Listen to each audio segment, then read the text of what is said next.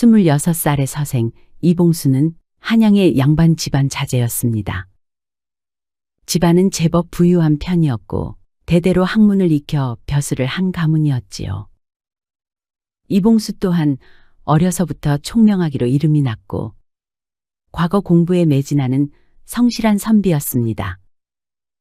그리고 얼마 전 혼인을 해 단란한 가정을 꾸렸습니다. 부인은 착하고 현숙하여 그는 부인을 무척이나 아꼈지요. 두 사람은 금슬이 좋기로 소문이 났습니다. 어느 봄바람이 살랑거리는 날이었습니다. 이봉수는 오랜만에 친구들과 술자리를 가졌습니다. 과거 공부로 바쁜 나날을 보내던 이봉수에게는 참으로 오랜만의 여유였습니다. 자네들 이번 과거에는 꼭 급제하세. 우리 모두 벼슬길에 올라 이 나라를 바로 세우세나. 봉수, 자네가 제일 먼저 급제할 것 같은데? 자네 학문이 어디 보통인가? 그런가? 자네도 예전부터 장난이 아니었지 아마.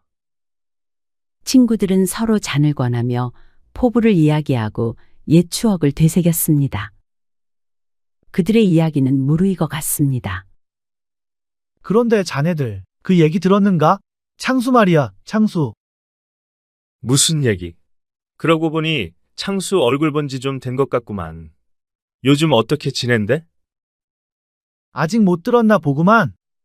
저기, 창수 부인 말이야. 웬 사내랑 바람이 나서 집을 나갔다네. 뭐? 아니, 부부 사이가 참 좋았던 걸로 기억하는데. 그랬었지. 아무튼 그 일 때문에 집안이 난리가 났지 뭔가? 그러자 친구 하나가 술잔을 내려놓으며 말했습니다.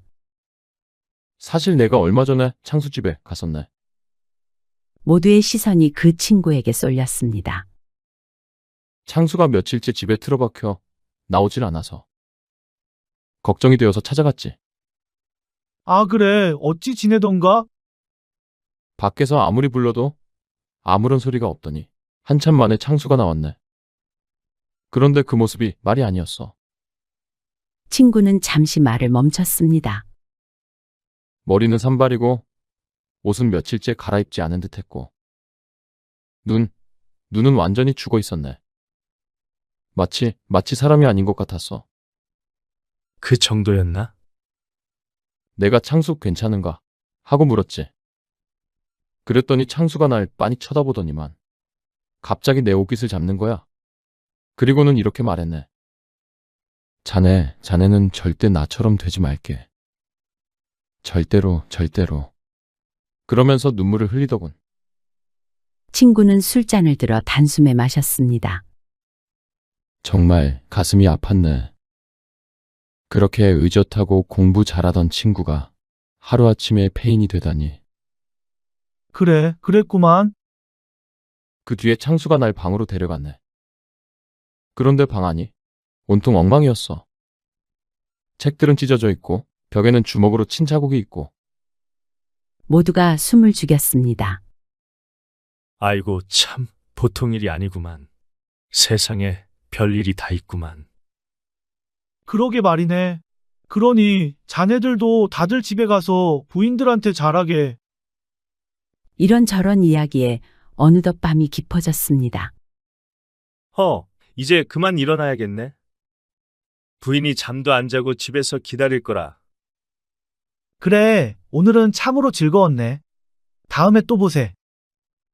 이봉수는 친구들과 작별하고 비틀비틀 집으로 향했습니다. 밤길을 걸으니 기분 좋은 취기가 온몸을 감쌌습니다. 봄밤의 공기는 따뜻했고 은은한 달빛이 한 걸음 한 걸음을 비췄습니다. 어느새 집에 다 왔군. 오늘 참 기분 좋은 밤이로구나. 콧노래를 흥얼거리며 대문을 열고 들어섰습니다. 집안이 조용했습니다. 벌써들 잠자리에 든 모양이었지요. 발소리를 죽이며 사랑채로 향하던 이봉수의 마음에 문득 장난기가 일었습니다. 부인이 잘 자고 있는지 살짝 들여다보고 싶었던 것이지요. 술기운에 장난스러운 마음이 든 겁니다. 깊이 잠들었을까? 그는 방향을 바꿔 안채로 향했습니다. 그러고는 살며시 부인의 방문에 다가가 조용히 문을 열었습니다. 슬쩍 안을 들여다보았지요. 그런데 그 순간 이봉수의 눈이 휘둥그레졌습니다. 달빛이 희미하게 비추는 방 안에 부인이 누군가와 함께 누워 자고 있는 것이 보였습니다. 그리고 그 옆에 누운 사람의 머리에는 상투가 있었습니다. 분명 남자의 상투였습니다. 이게 무슨... 이봉수의 머릿속이 하얘졌습니다. 술 기운이 순식간에 확 달아나며 정신이 번쩍 들었습니다. 대신 가슴속에서 무언가가 끓어오르기 시작했지요. 설마 내 부인이? 분노가 치밀어 올라 온몸이 부들부들 떨렸습니다. 저절로 주먹이 쥐어져 손톱이 손바닥 살을 파고들었지요. 하지만 아프다는 것조차 느끼지도 못할 만큼 분노가 컸습니다. 내가 그렇게 믿고 아꼈는데. 배신감이 온몸을 휘감았습니다. 가슴이 찢어질 것 같았지요. 그는 곧바로 부엌으로 달려갔습니다. 선반 위에 놓인 식칼이 눈에 들어왔습니다. 떨리는 손으로 칼을 움켜쥐었지요. 칼날이 어둠 속에서 차갑게 빛났습니다. 날카롭고 무서운 빛이었지요. 이봉수의 머릿속에는 오직 한 가지 생각뿐이었습니다. 저놈을 당장. 심장이 미친 듯이 뛰었고 귀에서는 윙윙 소리가 났습니다. 죽여버리겠어, 둘 다. 이성이 사라지고 분노가 모든 것을 집어삼키고 있었습니다. 칼을 든 채 부엌을 나서려는데 시선에 뭔가가 걸렸습니다. 부엌 문짝에 붙여둔 글씨였습니다. 참을 인. 발걸음을 잠시 멈췄습니다. 참으라. 하지만 그의 분노가 너무 컸습니다. 아니야. 이런 일을 어떻게 참아. 배신이야, 배신. 도저히 용서할 수 없어. 그는 고개를 저으며 다시 안채를 향해 걸었습니다. 칼을 쥔 손에 더 힘을 주었습니다. 그렇게 기둥을 지나가는데 또다시 그 글씨가 눈에 들어왔습니다. 참을 인. 두 번째였습니다.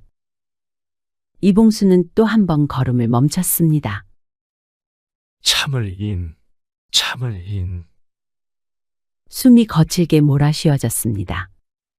가슴이 터질 것 같았습니다. 하지만 여전히 가슴속 분노는 사그라들지 않았습니다. 안 돼. 이번만큼은 절대 참을 수 없어. 손에 든 칼이 땀에 젖어 미끄러웠습니다. 손바닥에서 땀이 흘러내렸지요. 이봉수는 칼을 더 꽉 쥐고 방문 쪽으로 성큼성큼 걸어갔습니다. 마침내 방문 앞에 섰습니다. 그런데 방문 위에도 그 글씨가 붙어 있었습니다. 참을 인. 세 번째였습니다.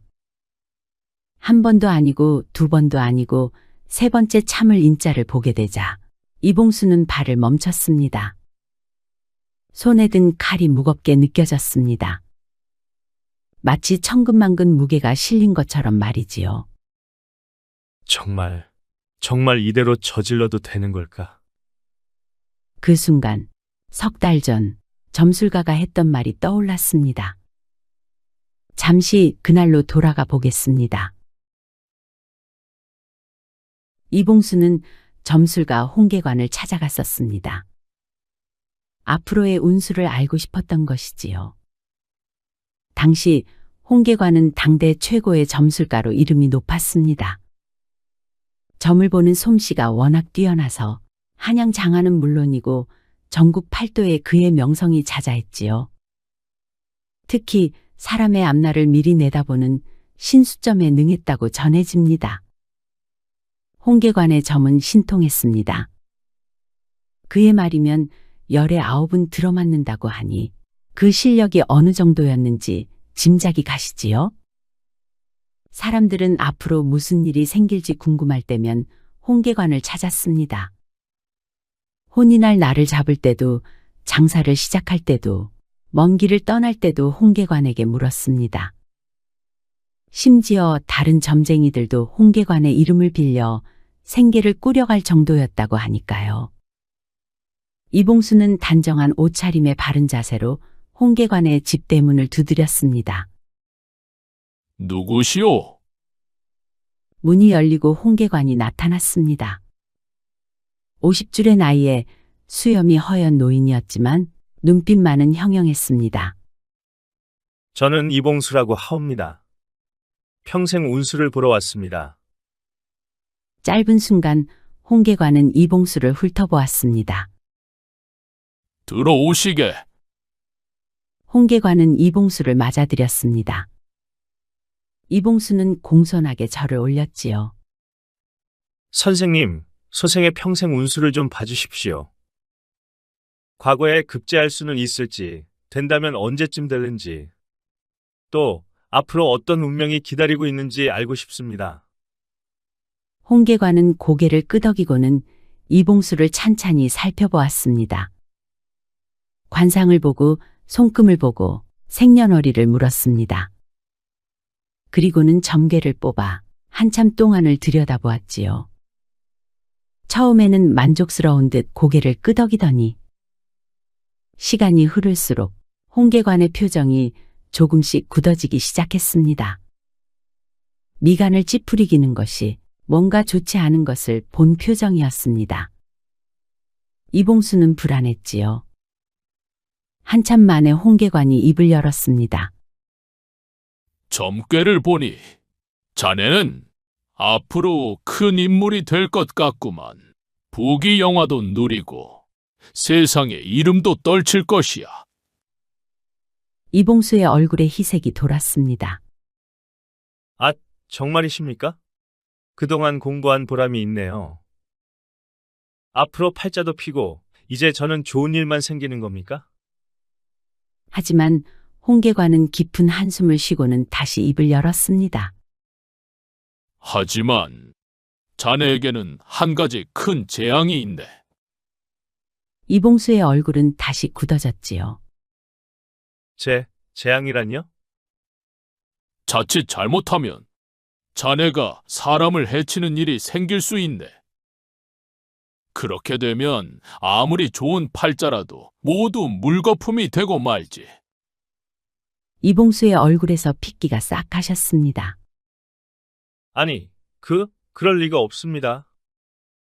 제가 어째서 사람을 해친단 말입니까? 아니, 더 정확히 말하면 사람의 목숨을 고의적으로 빼앗을지도 모르겠구만. 아니, 저는 그런 사람이 아닙니다. 하지만 홍계관은 단호했습니다. 젊은 양반, 이건 내 생각이 아니라네. 점괘가 그리 말해주고 있네. 그리고 이것은 피할 수 없는 운명이야. 아니, 안 됩니다. 그렇다면 그 재앙을 막을 방법은 없습니까? 제발 가르쳐 주십시오. 홍계관은 한참을 생각하는 듯 하더니 천천히 말했습니다. 방법이 아주 없는 것은 아니네.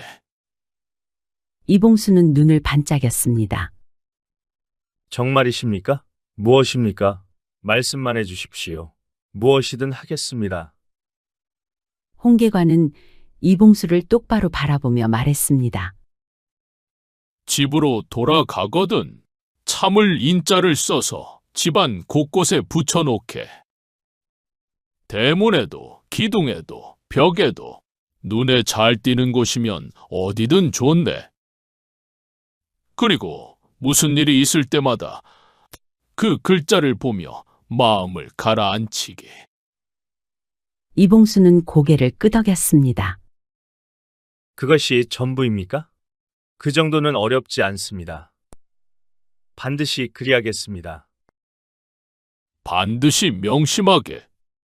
아무리 화가 나는 일이 있어도 참을 인자를 그냥 지나치지 말고 그것을 보며 마음을 가라앉히게. 그러면 살인을 면할 수 있네. 예, 명심하겠습니다. 이봉수는 집으로 돌아와 곧장 붓을 들었습니다. 먹을 갈고 종이를 펴놓고 정성스럽게 글씨를 쓰기 시작했습니다. 참을 인. 힘차게 참을 인자를 써내려갔지요. 수십 장을 썼습니다. 한 획, 한 획 마음을 담아서 말이지요. 이 글자가 자신을 재앙으로부터 지켜줄 거라고 믿으며 말입니다. 그러고는 집안 곳곳에 정성스럽게 붙여나갔습니다. 대문에도 사랑방 기둥에도 안채 벽에도 부엌 문짝에도 눈에 잘 띄는 곳이면 어디든 참을 인자를 붙였습니다. 이제 됐다. 이것만으로 재앙을 막았을 거야. 그는 만족스러운 표정으로 집안을 둘러보았습니다. 그리고 홀가분한 마음으로 다시 일상을 살아갔지요. 책을 읽고 글을 쓰고 과거 공부를 하며 평온한 날들을 보냈습니다. 그런데 바로 지금 이 순간 방문 앞에서 칼을 든 채 세 번째 참을 인자를 본 순간 이봉수는 점술가의 말이 떠올랐던 것이었지요. 자칫하면 사람을 해치게 되어 일생을 망치게 될 것이라고 했던 그 말. 등에 식은땀이 흘렀습니다. 손이 떨리기 시작했습니다. 칼을 쥔 소나귀에서 힘이 빠져나갔습니다. 마냥 내가 지금. 이봉수는 상상했습니다. 만약 이 문을 열고 들어가 칼을 휘두른다면? 그 뒤에는 어떤 일이 벌어질까? 비명, 그리고 돌이킬 수 없는 파국. 온몸에 전율이 흘렀습니다. 바로 그때였습니다. 방 안에서 인기척이 들렸습니다. 밖에서 나는 소리를 들은 부인이 잠에서 깬 것이었지요. 방문이 열리고 부인이 나왔습니다. 아이 깜짝이야. 서방님 오셨어요? 제가 깜빡 잠이 들었나 봐요. 그런데 어찌 주무시러 안 가시고. 부인은 말을 멈췄습니다. 어둠 속에서도 확연히 알아볼 수 있을 만큼 남편은 얼굴이 굳어 있었고 그리고 그의 손에는 칼이 들려 있었으니까요. 부인의 얼굴에서 핏기가 싹 가셨습니다. 여보, 그게 뭐예요? 웬 칼을? 이봉수는 떨리는 목소리로 물었습니다. 지금 방 안에 누가 있는 거요? 부인은 어리둥절한 표정이 되었습니다. 누구요? 갑자기 무슨 말씀이세요? 이봉수는 분노를 억누르며 물었습니다. 상투를 튼 사내가 있지 않느냐고.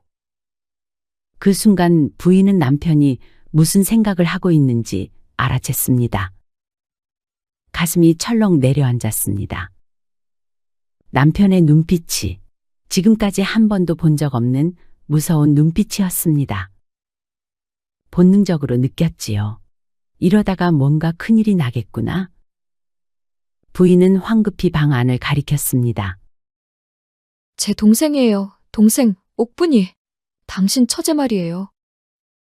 오늘 우리 집에 왔어요. 하지만 이봉수는 여전히 의심하는 눈빛이었습니다. 부인은 더 이상의 설명은 포기하고 방 안으로 뛰어들어갔습니다.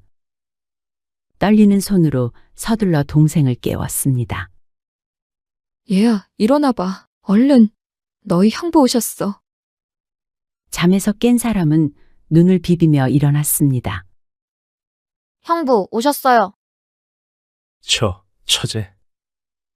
부인은 설명했습니다. 옥분이가 저녁에 머리를 감았는데 피곤한 나머지 다 말리지도 못하고 잠이 들어버렸어요. 그래서 젖은 머리카락을 위로 묶어 올렸는데 혹시 그게... 옥분이 처제는 이해할 수 없는 두 사람의 대화를 들으며 머리를 풀어 보였습니다. 그녀의 긴 머리카락이 주르륵 흘러내렸지요. 착각이었습니다. 오해였습니다. 배신이 아니었습니다. 희미한 촛불 아래서 젖은 머리를 위로 묶은 것이 마치 남자의 상투처럼 보였던 것이지요.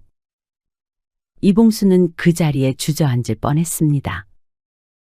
아, 이럴 수가. 손에 들었던 칼이 덜컹 바닥에 떨어졌습니다. 정말 큰일 날 뻔했구나. 이봉수의 입술이 파르르 떨렸습니다. 만약 참을 인자를 3번 보지 않았더라면, 만약 그대로 방문을 열고 들어갔더라면, 만약 칼을 휘둘렀더라면, 상상만 해도 끔찍했습니다. 죄 없는 처제를 그리고 부인을 자신의 내 손으로. 등줄기로 식은땀이 줄줄 흘러내렸습니다. 무릎에 힘이 풀려 그 자리에 털썩 주저앉았습니다. 부인이 놀라 달려와 남편을 부축했습니다. 부인도 방금 전 일을 생각하니 온몸이 떨려왔습니다. 조금만 늦었더라면 그 다음 일은 감히 상상도 할 수 없었습니다. 이봉수는 고개를 저었습니다. 그리고는 바닥에 떨어진 칼을 바라보았지요. 참을 인자 덕분에 목숨을 건졌구나. 순간의 분노가 나를 살인자로 만들 뻔했구나. 이봉수는 그날 밤 그 끔찍한 상상이 머릿속을 떠나지 않았지요. 만약 참을 인자를 3번 보지 않았더라면 오늘 밤 이 집은 피로 물들었을 것이다. 만약 그대로 칼을 휘둘렀더라면 나는 사랑하는 가족을 죽인 살인자가 되었을 것이다. 그리고 내 일생이 파탄 났을 것이다. 그는 온몸을 떨었습니다. 두려움에, 후회에, 안도감에. 새벽이 밝아올 때까지 그는 뜬 눈으로 밤을 지새웠습니다. 다음 날 아침이었습니다. 햇살이 방 안으로 들어왔습니다. 이봉수는 붉게 충혈된 눈으로 마당을 바라보았습니다. 옥분이 처제가 아침 일찍 집으로 돌아간다고 인사를 해왔습니다. 어젯밤 무슨 일이 있었는지 전혀 모른 채 말이지요. 언니, 형부 다음에 또 놀러 올게요. 밝게 웃으며 손을 흔들던 그 모습을 보며 이봉수는 식은땀을 흘렸습니다. 내가 저 아이를. 상상만으로도 끔찍했습니다. 부인이 조용히 다가와 앉았습니다. 두 사람은 한동안 아무 말도 하지 못했습니다. 마침내 이봉수가 입을 열었습니다. 여보, 미안하오. 내가 당신을 의심했소. 한순간이었지만 당신을, 당신과 처제를 죽이려 했소. 부인의 눈에 눈물이 고였습니다. 서방님, 나는 당신을 사랑한다고 믿었는데 그 사랑이 한순간에 증오로 바뀔 수 있다는 게 나 자신이 두렵소. 그의 목소리가 떨렸습니다. 부인이 남편의 손을 잡았습니다. 서방님, 너무 자신을 탓하지 마세요. 중요한 건 서방님께서 멈추셨다는 거예요. 서방님께서는 그 글자를 붙이셨고 그것을 보고 멈추셨어요. 그게 바로 서방님의 진짜 모습이에요. 이봉수는 부인의 손을 꽉 잡았습니다. 앞으로 분노에 휩싸일 때마다 어젯밤을 떠올리겠소.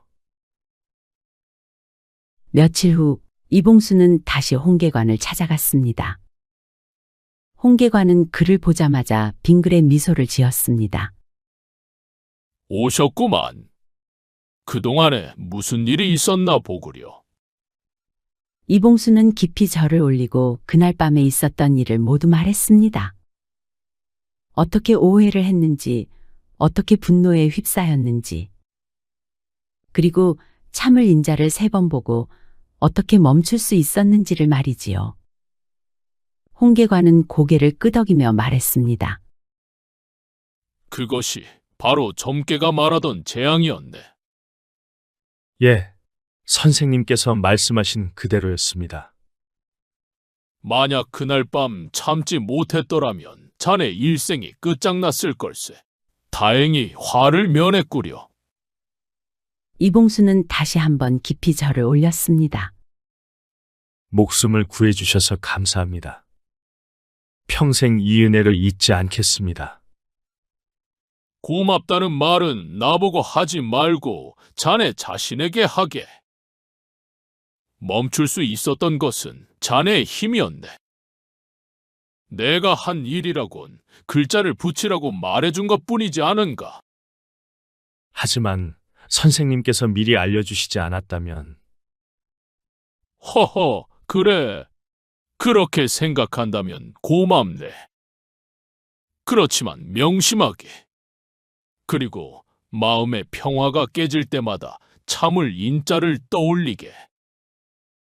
충분히 완전히 마음이 진정될 때까지 떠올리고 또 떠올려야 하네. 분노가 가라앉을 때까지. 진실을 제대로 볼 수 있을 때까지 말일세. 재앙은 언제고 다시 나타날 수 있으니. 예, 명심하겠습니다. 이봉수는 그 뒤로도 참을 인자를 평생 가슴에 새기고 살았다고 합니다. 화가 날 때마다 분노가 치밀 때마다 그 글자를 떠올렸습니다. 그리고 그날 밤 칼을 들었던 자신의 모습을 떠올리며 스스로를 경계했습니다. 이봉수는 훗날 큰 인물이 되었습니다. 과거에 급제하여 벼슬길에 올랐고 청렴하고 덕망 있는 관리로 이름을 날렸지요. 그리고 언제나 사람들에게 말했습니다. 참을 인자 3번이면 살인도 면하느니라. 분노를 참는 것이 얼마나 중요한지 여러분도 명심하시게. 그리하여 나중에는 참을 인자 3번이면 살인도 면한다는 속담이 생겨났다고 합니다. 여러분, 이 이야기가 우리에게 말하는 것은 무엇일까요? 참을 인자 3번. 이것은 단순히 3번 참으라는 뜻이 아니지요. 충분히 참으라는 뜻입니다. 완전히 진정될 때까지 말입니다. 진실을 제대로 볼 수 있을 때까지. 한 번으로 부족하면 2번, 2번으로 부족하면 3번, 마음이 완전히 가라앉을 때까지. 이봉수는 착한 사람이었습니다. 공부를 열심히 하는 선비였고 부인을 사랑하는 남편이었고 가족을 아끼는 사람이었습니다. 하지만 그런 그도 한순간의 오해와 분노 앞에서는 칼을 들었지요. 그것이 인간입니다. 우리 모두가 그럴 수 있습니다. 아무리 착한 사람도, 아무리 이성적인 사람도, 아무리 교양 있는 사람도 분노의 순간에는 돌변할 수 있습니다. 희미한 달빛 아래서 젖은 머리카락이 상투로 보일 수 있듯이 우리의 눈도 완벽하지 않습니다. 한순간의 분노는 일생을 파괴할 수 있습니다. 돌이킬 수 없는 행동을 하게 만들 수도 있지요. 여러분의 마음속에도 참을 인자가 새겨지기를 바랍니다. 그리고 분노의 순간이 찾아올 때 이 이야기를 떠올려 주시기 바랍니다. 칼을 들었다가 내려놓은 이봉수를, 그리고 구원받은 한 가족을 말이지요. 여러분의 삶에도 참을 인자의 지혜가 함께하기를 바랍니다.